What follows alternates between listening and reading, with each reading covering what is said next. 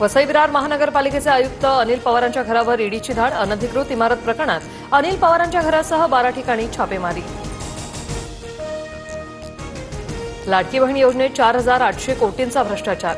लाडकी बहीण योजनेतल्या घोटाळ्याबद्दल सरकार जबाबदार. सुप्रिया सुळेंचा आरोप. राज्य मंत्रिमंडळाची आज दुपारी 12 वाजता बैठक. राज्यातील विविध मुद्द्यांवर चर्चा होणार.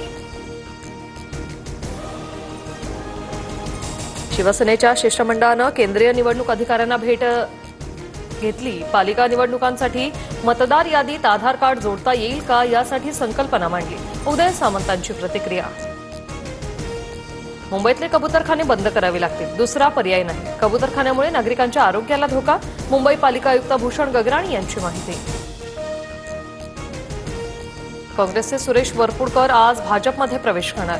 दुपारी 3 वाजता रवींद्र चव्हाण आणि चंद्रशेखर बावनकुळेंच्या उपस्थितीत पक्षप्रवेश सोहळा. कैलास गोरंट्याल यांचा प्रवेश पुढे ढकलला. पुण्यातील खडकवासला धरणातील विसर्गात वाढ. एकतानगरमधील सोसायट्यांमध्ये पाणी शिरलं. नदीकाठच्या नागरिकांना सतर्कतेचा इशारा.